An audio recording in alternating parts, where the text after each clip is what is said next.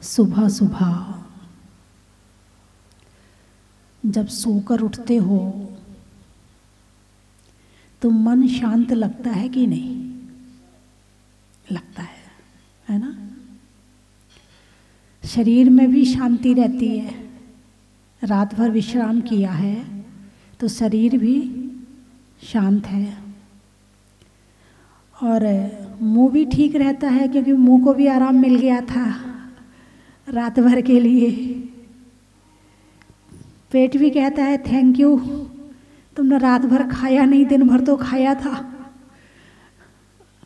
अब सो रहे थे इसलिए खा नहीं पाए, बाकी खाने में कसर तो छोड़ी नहीं थी, और मौका मिल जाए तो सपने में भी शुरू हो जाते हैं। फिर भी जब प्रातः सोकर उठते हैं, मन वचन काया शांत रहते हैं। जैसे किसी गिलास में कीचड़ है, पानी में कीचड़ है, किसी बाल्टी में कीचड़ है, उसे आप रख दो शांति से, रात भर के लिए रख दो। सुबह क्या होगा? कीचड़ नीचे बैठी होगी और ऊपर साफ पानी होगा। अब रात भर आपने कोई क्रिया नहीं करी, किसी से बातचीत नहीं करी, कोई काम नहीं किया, आपने सो गए तो मन के विचार भी सुप्त अवस्था में चले गए। चल तो रहे थे मगर सुप्त हो गए थे, तो सुप्त अवस्था में चले गए।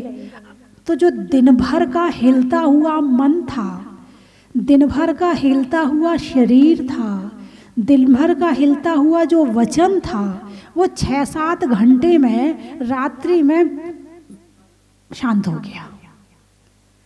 फिर सुबह सुबह उठ के फटाफट नहा धो के और मंदिर जाओ, मन लगेगा कि नहीं लगेगा? हैं?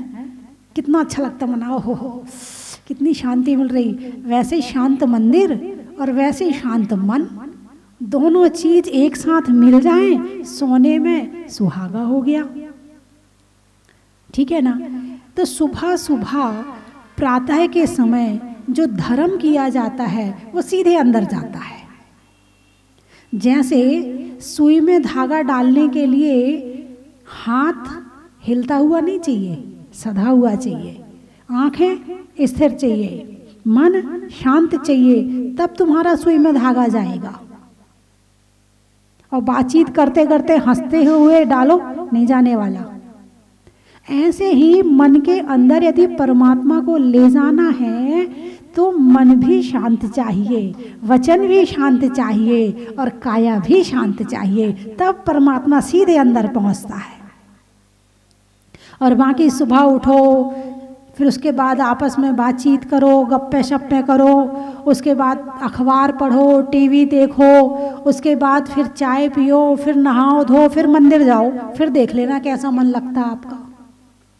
बिना पेट में कुछ जाए और बिना किसी से बातचीत किए जब आप धर्म के काम करेंगे तो आपके भाव कुछ और रहेंगे, और आप सब कुछ करने के बाद में फिर आप मंदिर जाएंगे तो भाव कुछ और रहेंगे। आप प्रैक्टिकल करके देख लेना, जो जाता है उसे पता होगा। तो ऐसे ही जो गृहस्थी की क्रिया है, घर की क्रिया है, संसार की क्रिया है, वो मन को विचलित करने वाली है, मन को हिलाने वाली है, वचनों को हिलाने वाली है, काया को हिलाने वाली है, शरीर के एक एक नस को झंझना देने वाली है। और जो धर्म की क्रिया है वो मन को शांत करने वाली है, वो मन को बिल्कुल परिणामों को, भावों को स्थिर करने वाली है, काया को स्थिर करने वाली है, वचनों को शांत करने वाली है। तो शांत क्रिया को करने के लिए यदि शांति में करी जाए तो टाइम नहीं लगेगा, और यदि आप करना चाहते हैं और संसार की क्रिया के बात करते हैं, बहुत मेहनत लगेगी आपको स्थिर होने में। और यदि आप शांति से सुबह उठे हैं और सुबह सुबह आप धर्म करें तो आपको ज़्यादा मेहनत लगने वाली नहीं है। जैसे रात भर वो गिलास बिल्कुल शांति से रखा रहा तो कीचड़ बैठ गई और ऊपर साफ पानी आ गया। ऐसे ही मन कल के विचारों से, कल की लड़ाइयों से, कल की ईर्ष्या से, कल की निंदा से, कल की बुराई से, कल की चुगली से, क्रोध मान माया लोभ से शांत होकर वो कीचड़ नीचे बैठ गई है। अब मन शांत है। ऐसे शांत मन को परमात्मा में लगा दो, परमात्मा अंदर आ जाएगा। इसीलिए कहा है कि ब्रह्म मुहूर्त, कौन सा मुहूर्त? सुबह के मुहूर्त को कौन सा मुहूर्त कहा है? ब्रह्म मुहूर्त। ब्रह्म का मतलब आत्मा, ब्रह्म का मतलब आत्मा, और ब्रह्म का मतलब परमात्मा। ब्रह्म और ब्रह्मा, आत्मा में ही परमात्मा है। तो सुबह सुबह का समय, 4 बजे के बाद का समय, बिल्कुल मन को जब शांत रहता है, वातावरण शांत रहता है। कोई उस समय तुम्हारी गाड़ी नहीं चल रही, मोटर नहीं चल रहे, ट्रक नहीं चल रहे, ज़्यादा से ज़्यादा कुछ जरूरी होंगे वो ही चल रहे होंगे, बाकी नहीं चल रहे होंगे। तो आवाज़ें नहीं होती हैं, शोर नहीं होता है। हैं सुबह 6 बजे 7 बजे के बाद देखो आपकी गली में क्या सू सू सा सा, बिल्कुल दिन भर गाड़ियाँ निकलती हैं, दिन भर मोटरसाइकिल के हॉर्न की आवाज़ आती है, और सुबह 4 बजे बिल्कुल शांत रहता है। कोई बोलने वाला नहीं, कोई फैक्ट्री चालू नहीं, कोई आवाज़ नहीं है। और ऐसे शांत वातावरण में बैठ के और जब ध्यान लगाया जाए तो फिर देखो कैसा आनंद आता है। बात मनोयोग की चल रही है। योग यानी जुड़ना, योग यानी जोड़, बोले उसका उससे योग हो गया, संयोग हो गया। संयोग, 2 चीज़ों का मिलना संयोग। योग का मतलब भी मिलना है, वियोग का मतलब छूटना, संयोग का मतलब मिलना, और योग का मतलब दोनों में योग है, मिला दोनों में है। ऐसे ही मन जब दूसरों से जुड़ता है तो मनोयोग बनता है। और जब जैसे ही यहाँ का करंट, यहाँ का तार दूसरे से अटैच हुआ, वहाँ से करंट आना शुरू हो जाता है, यानी कर्म आने शुरू हो जाते हैं। जैसे ही मन दूसरों से जुड़ता है, कर्म आने शुरू हो जाते हैं, और जैसे ही मन खुद से जुड़ता है, कर्म जाने शुरू हो जाते हैं। बात समझ में आई कि नहीं? कर्मों को भगाना है तो किससे जोड़ना है मन को? स्वयं से। और कर्मों को बुलाना है तो दूसरे से। तो अभी तक जो मन है हमारा, वो किससे जुड़ा हुआ है? स्वयं से या दूसरे से? अरे बोलिए ना, दूसरों से जुड़ा हुआ है। अच्छा, तो फिर सही है गलत है? बोलिए ना, गलत है। अच्छा, तो मतलब गलत है, मतलब अभी तक गलती कर रहे हो। ये गलती कब से कर रहे हो? इसका आदि कहीं से है? नहीं है। और अंत कहाँ है? नहीं, अंत तो हो सकता है, हम चाहें तो। हम चाहें तो अंत हो सकता है, आदि तो पता नहीं है, लेकिन अंत का पता कर सकते हो। और इसकी शुरुआत सुबह थोड़ी देर ध्यान करने से कर सकते हो। हैं? सुबह के समय परमात्मा को याद करने से कर सकते हो, स्वाध्याय करने से कर सकते हो। तो इसका अंत तो है, इसका आदि का नहीं पता है। तो मनोयोग, क्या कहा है? मनोयोग। मन किसी दूसरे से जुड़ा तो मनोयोग, जैसे ही जुड़ा वैसे ही कर्म आने लगे। अब जैसे सामने वाले के प्रति क्रोध से जुड़ा, तीव्र क्रोध से जुड़ा, कर्म ज्यादा आ रहे हैं। थोड़ा जुड़ा, कर्म थोड़े आ रहे हैं। ज्यादा अटैचमेंट हुआ, कर्म ज्यादा आ रहे हैं। मंद, मंदतर और मंदतम, तीव्र, तीव्रतर और तीव्रतम, ये डिग्री है कर्म आने की, ये डिग्री है कर्म उदय की, ये डिग्री है ना। बॉल है, बॉल को जितने धीरे से पटकोगे उतने नीचे जाएगी, और जितनी तीव्रता से पटकोगे उतनी ऊपर जाएगी। ऐसे ही जितने कम अटैचमेंट से, जितने कम भावों से काम करोगे, उतना कर्म कम समय के लिए आएगा और कम आएगा। और जितनी तीव्रता से करोगे उतने ज्यादा समय के लिए आएगा और उतने ज्यादा समय तक के लिए बंधा रहेगा। बात समझ में आई कि नहीं आई? हैं। चलिए, अब ये तो हुआ कि एक आपने क्रोध अपने बच्चे पर किया, कर्म कितना आएगा। एक क्रोध आपने अपनी देवरानी पर किया, अपनी डिग्री लगाना, थर्मामीटर दे रही हूँ, देखना कि क्या क्या पकड़ में आता है। अब एक देवरानी पर किया, उसमें कर्म कितना आया। एक पति पर किया, उसमें कर्म कितना आया। एक पत्नी पर किया, उसमें कर्म कितना आया। एक किसी पूजा करने वाले मंदिर में व्यक्ति पर किया, उसमें कर्म कितना आया। एक अभिषेक करने वाले व्यक्ति पर क्रोध किया, उसमें कर्म कितना आया। एक किसी गुरुओं की जय बोलने वाले व्यक्ति पर किया, उसमें कर्म कितना आया। एक सभा लगी हुई है और सभा में आके चिल्लाना शुरू कर दिया, उसमें कर्म कितना आया। समझ में आया कि नहीं। एक प्रतिमाधारी पर क्रोध किया, उसमें कर्म कितना आया। एक आपने किसी साधु पर क्रोध किया, उसमें कर्म कितना आया। और आपने भगवान पर क्रोध किया, सब कर लेते हैं, भगवान बोलते नहीं है ना, है साधु जवाब नहीं देता है इसलिए साधु पर कर लो, भगवान बोलते नहीं है इसलिए भगवान पर कर लो। यानी कि जो क्रोध धर्म के माध्यम से किया है वो निधत्ति निकाचित बन गया। बाकी कर्म जो है, जो किए हैं आपने, उन कर्मों को आप तपस्या करके, आप पूजा करके, आप भक्ति करके अपने विशुद्ध परिणामों से झड़ा सकते हैं, बिना फल दिए जा सकते हैं। लेकिन जो क्रोध आपने धर्म में किया है वो क्रोध निधत्ति निकाचित बन गया, उसका फल तो भोगना ही पड़ेगा। बात समझ में आई कि नहीं आई है। और क्रोध मन से किया ना, बिना मन के तो नहीं होता ना। जैसे क्रोध किया तो उसमें 108 प्रकार से आश्रव होता है। माला में मोती कितने होते हैं? 108। 108 क्यों होते हैं? क्योंकि 108 प्रकार से कर्मों का आश्रव करते हैं। कितने प्रकार से? 108 प्रकार से। कैसे? मन, वचन, काय, तीनों की जरूरत पड़ती है। ठीक है। कृत कारित अनुमोदना किया, कराया, और अनुमोदना करी, बहुत बढ़िया किया, ठीक है। और अब इसमें और क्या क्या होगा? समारंभ, समारंभ, आरंभ। कितने हो गए? 3 3 3। और क्रोध, मान, माया, लोभ 4। अब 3 में 3 का गुणा करो, कितना हुआ? 9। 9 में 3 का गुणा करो, कितने हुए?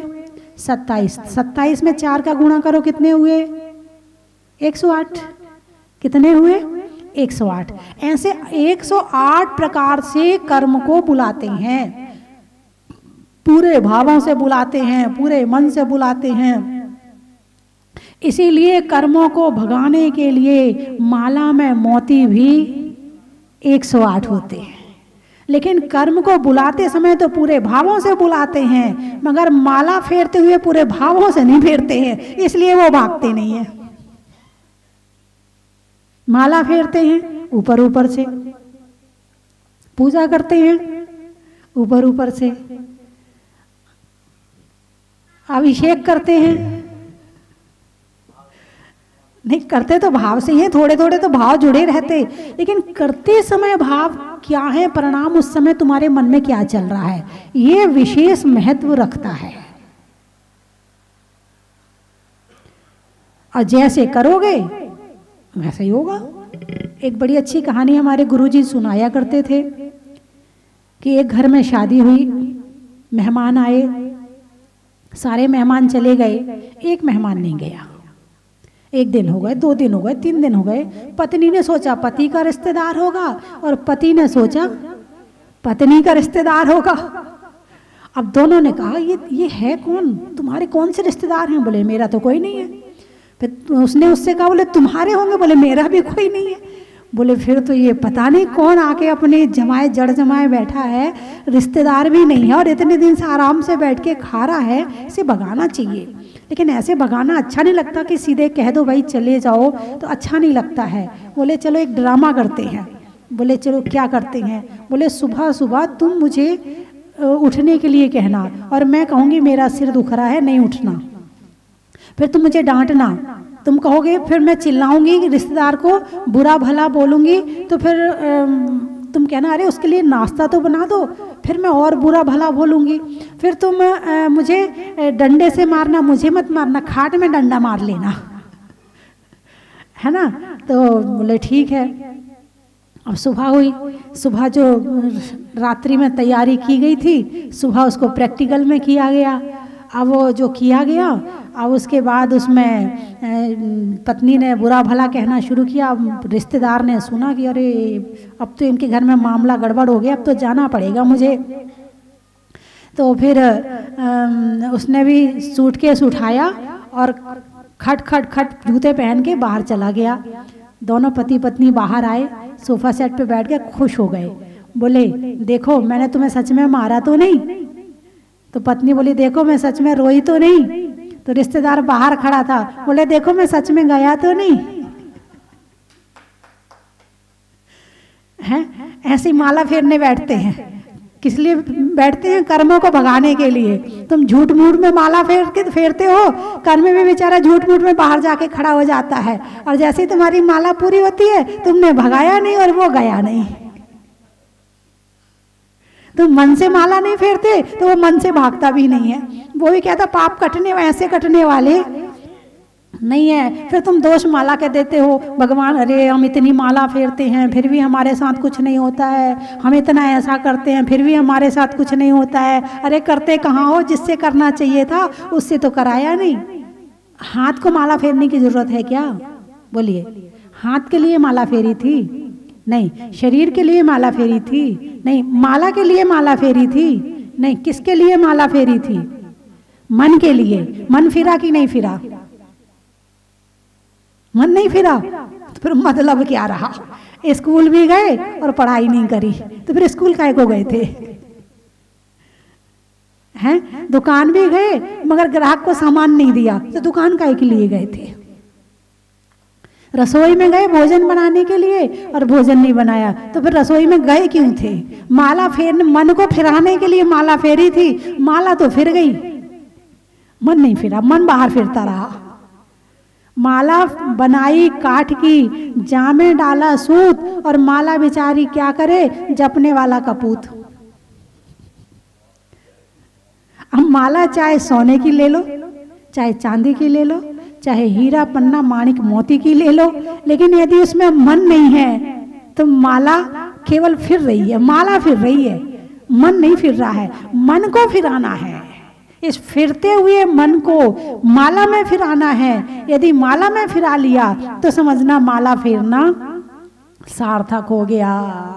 तो इस मन को करने के लिए, वश में करने के लिए क्या क्या तरीके अपनाते हैं, लेकिन अपनाते तो हैं ऊपर ऊपर से, अंदर से नहीं। जिस दिन अंदर से अपना लेंगे उस दिन मामला सारा ठीक हो जाएगा। तुम्हारे चेहरे की प्रसन्नता बताएगी कि तुम माला फेर के उठे हो। अभी तुम जैसा चेहरा लेके बैठते हो उससे ज़्यादा खराब चेहरा लेके उठते हो, क्योंकि माला फेरने बैठते हो हैं तो हाथ में माला, मन को कोई काम तो बचा नहीं, तो मन चला जाता है टेंशन में। उसने ऐसा कह दिया, उसने ऐसा कर दिया, उसे ऐसा नहीं करना था, उसको ऐसा नहीं करना था, उसने ऐसा बोल दिया, वो ऐसा बोल रहा था, बस मन उसमें चला जाता है। तो तुम माला फेरने बैठे थे सुख के लिए और दुखी होकर उठते हो। बताइए, माला दुखी करने के लिए है क्या? और दुखी होकर उठे हो, इसका मतलब तुम्हें माला नहीं फेरी है। तुम तो केवल वैसे ही दिखावे के लिए माला फेरने बैठे थे, मन को नहीं फिराया है। यदि मन से माला फिर जाए ना, जब माला फेर कर उठोगे तो शरीर ऐसा हो जाएगा जैसे फूल सा कोमल हल्का हो गया है। चेहरा ऐसा गुलाब सा खिला हुआ दिखेगा कि हाँ, हम परमात्मा का नाम लेकर आए हैं, और वही शक्ल लेकर बैठे थे और वही शक्ल लेकर उठे हैं। मतलब तुमने भी परमात्मा को याद नहीं किया है। एक तुम अपने एक साधारण से मित्र से मिलते हो। क्या कहा मैंने? एक साधारण से मित्र से मिलते हो तो तुम चिंता करना भूल जाते हो।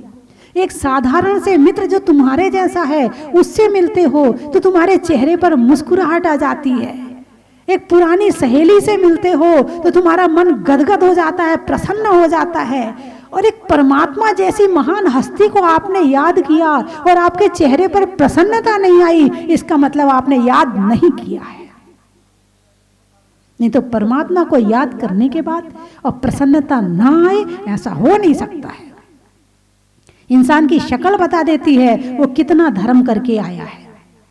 उसको कहने की जरूरत नहीं है कि मैंने क्या किया है।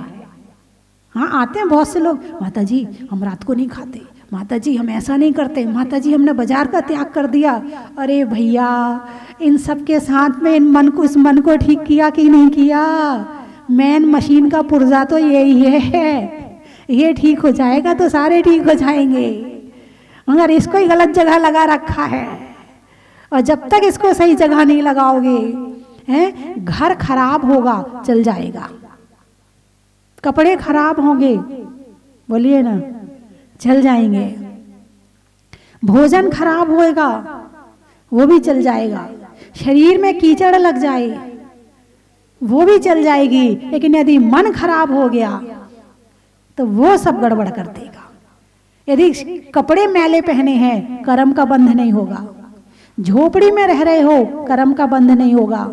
कीचड़ आपके शरीर में लग जाएगी, कर्म का बंध नहीं होगा। कर्म का बंध कब होगा? जब मन गंदा हो जाएगा। तीव्रता सारी मन से आती है, हैं? यदि घर गंदा हो, खूब गुस्सा आता है, ऐसा कर दिया तूने, ये फैला दिया तूने, वो कर दिया तूने, इतना गुस्सा करते हैं, इतना गुस्सा करते हैं। वो घर ठीक हो ना हो, है, तुम्हारा दिमाग जरूर गंदा हो गया और कर्मों का बंध जरूर कर लिया। बात समझ में आई कि नहीं आई? दूसरों के सिखाने के चक्कर में, दूसरों को साफ करने के चक्कर में खुद गंदे हो जाते हैं और पता ही नहीं चलता कि हमने कितने कर्मों का बंध कर लिया। फिर भगवान से कहते, हे भगवान, हमने ऐसा कोई कर्म तो किया ही नहीं है। कहते हो कि नहीं कहते हो? जब कर्म का उदय आता है तब कहते हो कि नहीं कहते हो? हैं, जाने अनजाने में बेहोशी में जी रहे हैं। और बेहोश व्यक्ति, जैसे शराब पिया व्यक्ति क्या कर ले कुछ नहीं पता है, उसको ही नहीं पता कि वो कब क्या बोल रहा है, कब क्या कर रहा है। ऐसे ये मोह की शराब पिया व्यक्ति होश में नहीं है, कब किसको क्या बोल दे, कब क्या सोच ले, कब क्या कर दे, इसको भी नहीं पता है और कर्म का बंध किए जा रहा है।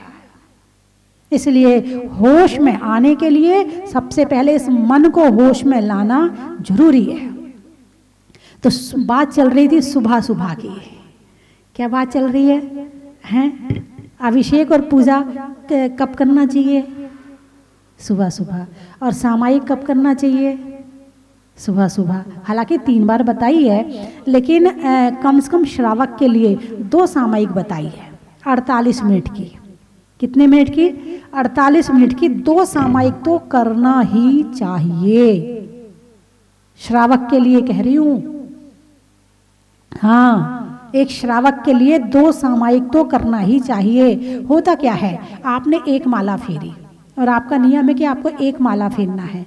तो जैसे आप पानी को शांति से उसके कीचड़ को नीचे बिठाने के लिए रखते हैं, तो उसको समय तो चाहिए ना, समय चाहिए कि नहीं चाहिए? अब आपको आपने यूं रखा और 2 मिनट में फिर उठा लो तो क्या हो जाएगा? क्या नहीं होगा। 48 मिनट क्यों कहा है? मन को शांत होने में टाइम चाहिए। आप परमात्मा का नाम 1 माला में फेरते हैं, नहीं लगने वाला है। ये 23 घंटे का हिला हुआ मन 1 मिनट में शांत नहीं होने वाला है। कम से कम 48 मिनट चाहिए इसको शांत करने के लिए, और भूमिका बनानी पड़ेगी शांत करने के लिए, और अपने आप को समझाना पड़ेगा उस 48 मिनट में क्या क्या आपके अंदर विचार आएंगे, कैसे आपका मन बाहर जाएगा, फिर आप खींच कर लाओगे, फिर बाहर जाएगा, फिर खींच कर लाओगे। आप ऐसे करते करते करते करते एक क्षण ऐसा आएगा कि आपको लगेगा ओहो हो, आनंद आ गया, अपने में आ गया मन। 1 माला में कुछ नहीं होने वाला है, मन टिक भी नहीं पाता है कि आप उठ के खड़े हो जाते हो। मन शांत बैठ भी नहीं पाता है कि आपकी माला खत्म हो जाती है। इसीलिए 48 मिनट तो एक बार तो बैठना ही चाहिए। बात समझ में आई कि नहीं आई? 48 मिनट की स्थिरता आपको मोक्ष पहुंचा सकती है। 48 मिनट केवल 48 मिनट देना शुरू कर दो अपने आप को कि हम कुछ भी करें, दिन भर हम कुछ भी कर रहे हैं, मगर 48 मिनट बैठकर कम से कम 2 सामायिक नहीं तो 1 सामायिक तो करेंगे ही करेंगे। ऐसा संकल्प यदि आपने ले लिया, आप देखना कि आपके अंदर स्वयं जितने दिन भर में काम किए हैं वो आएंगे। फिर आएगा अच्छा मुझे ऐसा नहीं करना चाहिए था, हाँ ये मैंने गलत कर दिया। फिर आएगा अरे वो काम मैंने सही किया, वो आगे से वैसे ही करेंगे। क्योंकि जब बैठते हो तो विचार में उथल पुथल मस्ती है, सारे विचार आते, मैंने क्या किया, किसको क्या बोला। अब आप 24 घंटे में 1 मिनट के लिए भी ना बैठे तो आपको अपनी गलती का पता कैसे चलेगा। तो जीते जागते आंख बंद करके, जीते जागते का मतलब सोए हुए नहीं, जीते जागते आंख बंद करके बैठ के 48 मिनट तो बैठना ही चाहिए। उसमें आपको इतनी उपलब्धि होगी, धीरे धीरे धीरे धीरे करके आगे बढ़ते बढ़ते बढ़ते बढ़ते आपको लगेगा अरे तो बहुत अच्छा हो गया। बात समझ में आई कि नहीं आई? बैठना चाहिए कि नहीं? अच्छा चलो आप ही बताइए, बैठना चाहिए कि नहीं? हैं हम 23 घंटे 24 घंटे किसके लिए जी रहे हैं? नहीं जी रहे अपने लिए, कोई अपने लिए नहीं जी रहा है। वो 48 मिनट बताएंगे आपको कि आपको क्या करना है, किसके लिए जीना है, आज मंदिर में क्या किया है, आज स्वाध्याय में क्या किया है, आज प्रवचन में क्या सुना है, आज क्या किया। वो 48 मिनट आपके जीवन के लिए आपकी बैटरी को चार्ज करना शुरू कर देंगे। तो मेरी बात अच्छी लगी क्या? बैठ सकते हो 48 मिनट? हैं 1 महीने का नियम लो, पहले 1 महीने का नियम लो, सारी जिंदगी का नहीं दूंगी, बाहर की छूट है। चलो आप उसमें सामायिक कर लेना, प्रतिक्रमण मत लेना। उसमें प्रतिक्रमण का अलग ही होता है, ये सामायिक में आ जाएगा आपकी, है ना। प्रतिक्रमण अलग कर लेना है और माला कर लेना, लेकिन माला से अलग 15 मिनट खाली बैठ करके चिंतन मनन में भी जरूर देना। हाँ वही तो असली मक्खन है। आपने दूध लिया, दूध निकाला, दूध निकाल के आपने उसका दही जमा दिया। अब दही जमा दिया, अब घी कैसे बनेगा? दही से घी बन जाएगा क्या? नहीं बनेगा। कैसे बनेगा? उसका मक्खन निकालना पड़ेगा। ये 15 मिनट आपके मक्खन निकालने के हैं कि आपने क्या किया है। आपका मन आज अशांत है तो क्यों है? आज आपने क्रोध किया है तो क्यों किया है? करना चाहिए था कि नहीं करना चाहिए था? ये सारा मंथन आपका वो 15 मिनट निकाल के रख देगा। और 48 मिनट मिल जाए तो और अच्छी बात है। और जो आप माला फेरोगे, उस माला में कोशिश करना कि आपका मन जिनकी माला फेर रहे हो उस पर ही रहे। फिर देखना जब आप सामायिक करके उठोगे ना, आप वो नहीं होगे जो थे। 48 मिनट बाद आप कुछ और बनकर ही उठोगे। तो 1 महीने का नियम आपका कि 48 मिनट की 1 सामायिक सबको करनी, और बच्चों को भी करनी है। बच्चों को अभी से संस्कार देने हैं ताकि वो बड़े होकर के भी वो भी सामायिक कर सके। और जितने लोग टीवी में देख रहे हैं उन सब का नियम है कि 1 सामायिक आप सबको 1 महीने के लिए जरूर करनी है और छोड़ना नहीं। छोड़ोगे ना? हाँ, सुबह शाम कभी भी कर लें आप, जब आपको टाइम मिले तब कर लें। रात में चाहे रात में कर लें। 48 मिनट की आपको सामायिक करनी है 1, है ना। तो आपको ऐसा लगेगा कि वास्तव में कि अब मक्खन निकल रहा है जीवन का। अभी तक तो क्या होता, सो के उठ के और रात को सोते सोते तक हम सोच विचार नहीं करते हैं। और जब तक सोच विचार का मंथन नहीं होगा तब तक मक्खन निकलने वाला नहीं है। और मक्खन निकालने के लिए मथना जरूरी है। इस मन को मथने से जो मक्खन निकल के आएगा आपको आनंद आएगा। बिना चिंतन के आप उसमें 12 भावनाओं का चिंतन करें, आप उसमें मेरी भावना का करें, आपकी पूजा की कोई लाइनें ले लें, आप भक्तांबर का कोई श्लोक ले लें।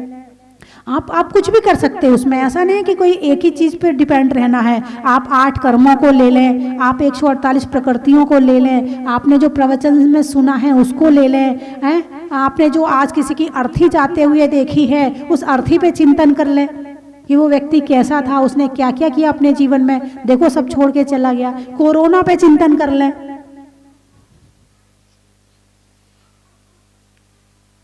पैसा पड़ा रह गया और जाने वाला पैसा भी काम नहीं आया। ये तो आप देख रहे हो ना, क्या ये चिंतन का विषय नहीं है? अपने आप को सुखी करने के लिए पैसे की नहीं, एक सामायिक की जरूरत है। क्या कहा मैंने? अपने आप को सुखी करने के लिए पैसे की नहीं, एक सामायिक की जरूरत है। और एक सामायिक आपने अच्छे से कर ली, आपकी वो एक सामायिक आपको 23 घंटे और 10 मिनट 12 मिनट सुखी रखेगी। और एक सामायिक नहीं करते, इसीलिए घूमते रहते हैं दुखी होकर के। चलिए मैं 3 चीजें बोलूंगी, आपको कहना बड़ा ही महत्व है। चलने में पात का, मित्रों में साथ का, तीर्थंकरों में मुनि सुब्रत नाथ का, पंखा में झलने का, बच्चों में पलने का, भगवान की जमीन से निकलने का बड़ा ही महत्व है। हिंदी में मात्रा का, स्कूल में छात्रा का, और आज आपकी जहाजपुर की यात्रा का बड़ा ही महत्व है। आत्मा में एक का, मनुष्य में नेक का, और करने में भगवान के अभिषेक का बड़ा ही महत्व है। लगाने में नारा का, आकाश में तारा का, और करने में शांति धारा का बड़ा ही महत्व है। कहाँ कहाँ से आए हैं? बांसवाड़ा। जनवरी में जाड़ा का, जाड़े में काढ़ा का, और आने वालों में बांसवाड़ा का बड़ा ही महत्व है। सड़क में टोल का, और पृथ्वी में गोल का, और आने वालों में घाटोल का बड़ा ही महत्व है। और नीमच नहीं करने में किचकिच का, नहीं करने में किचकिच का, और बुरे काम में बच का, और आने वालों में नीमच का बड़ा ही महत्व है। हो गए सारे? कटनी, भोजन में चटनी का, नट में नटनी का, और आने वालों में कटनी का बड़ा ही महत्व है। और खांदू कॉलोनी, रुई में पौनी का, सरनेम में सोनी का, और आने वालों में खांदू कॉलोनी का बड़ा ही महत्व है। तलवाड़ा, महिलाओं में कड़ा का, भोजन में बड़ा का, और आने वालों में तलवाड़ा का बड़ा ही महत्व है। हो गए सारे? कोटा का, अच्छा, फूल में कांटा का, फूल में कांटा का, और महिलाओं में आटा का, और आने वालों में कोटा का बड़ा ही महत्व है। बोलिए 2400 भगवान की जय।